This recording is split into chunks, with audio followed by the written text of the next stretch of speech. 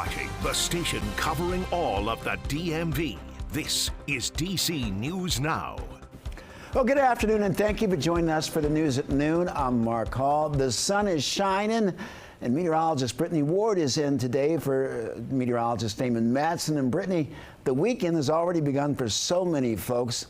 I hope that the weather will cooperate. Yeah, you know, as we head through your Friday, Mark, we are going to be tracking those dry conditions. Still going to be breezy as we head through your Friday afternoon. And then it looks like heading into the weekend, we do have a chance of seeing a few showers. So if you are heading out the door right now for lunch, those temperatures are sitting in the 40s to 50s across much of the area. 52 currently in the nation's capital, 46 as you head over there to Hagerstown, in the mid 40s there in Winchester. But you'll notice the breeze across much of the DMV. Winds are shifting out of the northwest. That's pumping in some of the cooler air we're feeling.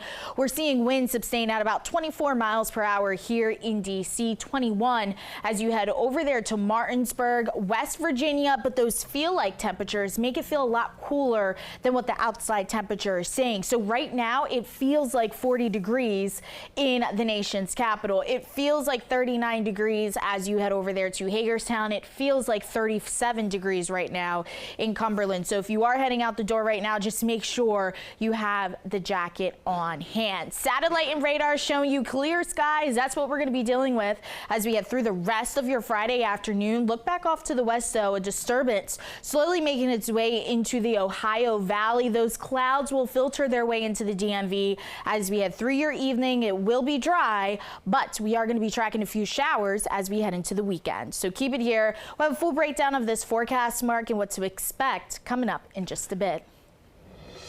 All right, Brittany, thank you. Breaking now at noon, we've got an update to a story we brought you this morning about Fredericksburg City Public Schools. All schools are closed today after a teenager was seen trespassing at James Monroe High School on Wednesday. A school resource officer approached the teen, who then fled the grounds. Officials were concerned that the individual's mental state. The area was searched and the suspect was not found.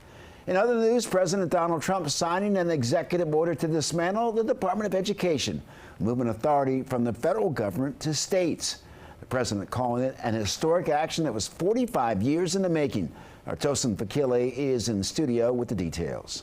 This really shouldn't come as a surprise because the executive order fulfills one of President Donald Trump's campaign promises. And this move will likely face legal challenges, but the president is clear he wants the department gone.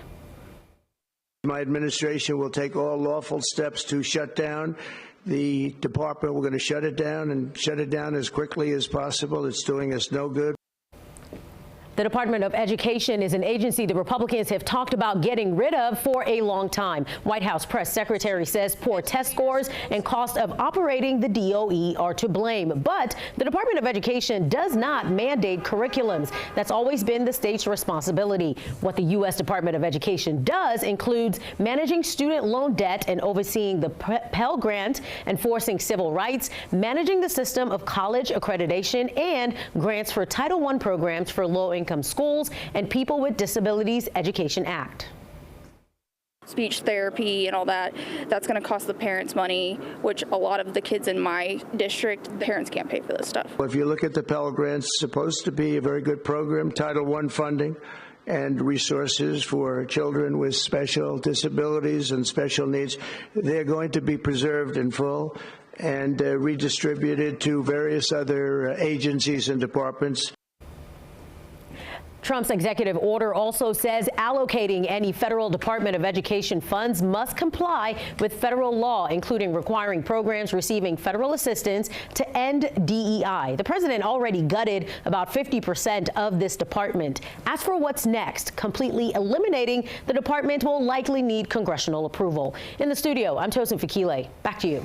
All right, Tosin, thank you. Meantime, the Trump administration is still pushing to get rid of diversity, equity, and inclusion programs in higher education. Right now, the Education Department is investigating dozens of universities for alleged racial discrimination. That comes after a warning that schools could lose federal money over race-based preferences in admissions and scholarships. Some universities now deciding not to push back because of the Trump administration's willingness to withhold federal funding. In Maryland, scary moments at an elementary school after police say an 11-year-old threatened to use a gun to kill their classmates and teachers. This happened Wednesday at F.B. Gwynn Educational Center in Charles County. The Charles County Sheriff's Office says the school resource officer contacted the students' relatives and searched their home. According to investigators, no guns were found. Under state law, the student cannot be charged because of their age. However, officials say the county's Juvenile Services Department was notified. Deputies say the student is facing disciplinary consequences at the school. In the district, police are looking for two suspects who broke into a store Northwest. They're sharing this surveillance video, and you can see one person grabbing what looks like a cash box while the other person pulls things out of the cooler. Police say that it happened last Thursday on Florida Avenue. If you have any information, police would like to hear from you. And developing now, there are 2 new cases of measles in Maryland.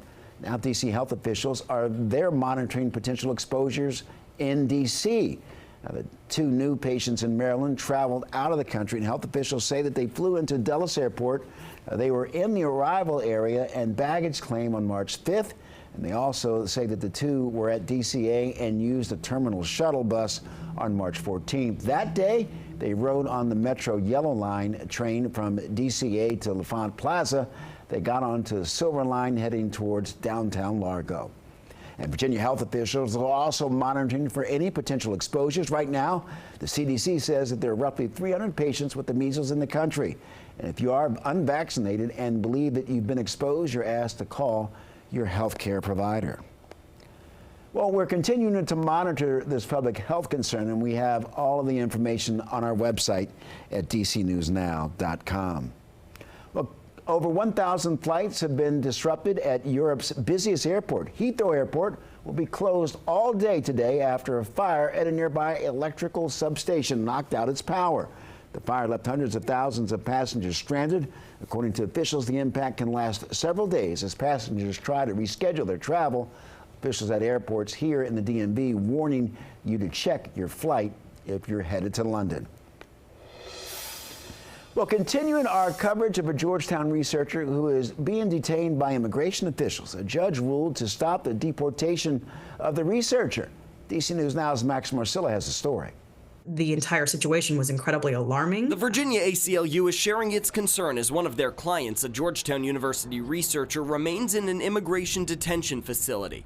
Badr Khan Suri, detained by Homeland Security agents on Monday outside of his Arlington home. His attorneys writing it was based on his family connections and constitutionally protected free speech. It should be completely outrageous and disturbing to anybody in this country that, anyone based on their speech can be basically whisked away at night. Suri is a citizen of India but came to the U.S. in 2022 on a J-1 visa. He's married to an American-born Palestinian, both of whom have been vocal about their support of Palestine. Homeland Security Assistant Secretary Tricia McLaughlin accuses Suri of having close connections to a senior advisor to Hamas. Suri's attorneys say his wife's father is a former political advisor to the Prime Minister of Gaza. The idea that Dr. Suri is being punished because of somebody that he's related to his wife is pretty tenuous and very concerning. The university tells DC News Now in a statement it's not aware of Suri engaging in any illegal activity, saying, "We support our community members' rights to free and open inquiry, deliberation, and debate, even if the underlying ideas may be difficult, controversial, or objectionable."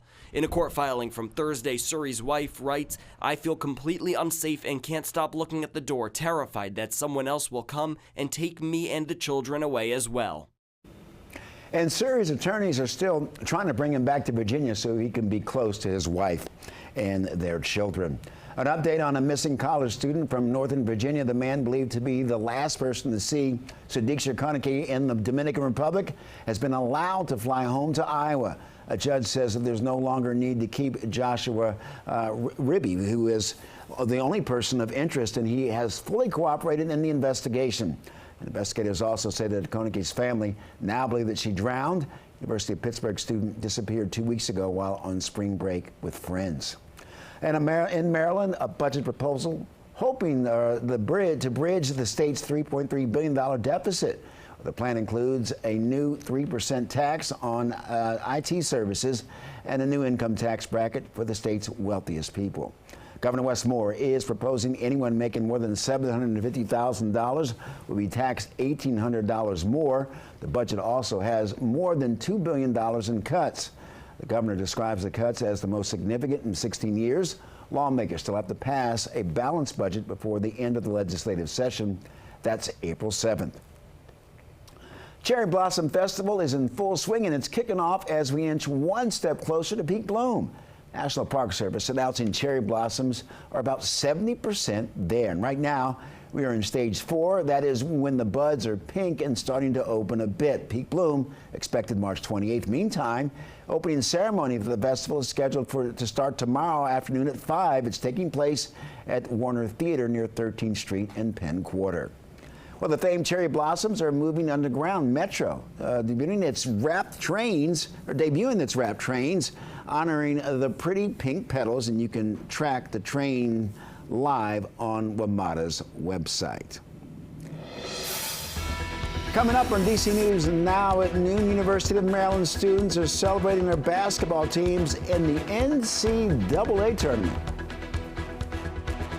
And your time, 12:11 on this Friday afternoon. It's a chilly start to our day, and it looks like we could be tracking some showers as we head through the weekend. So keep it here. We'll have a full breakdown of that forecast up next.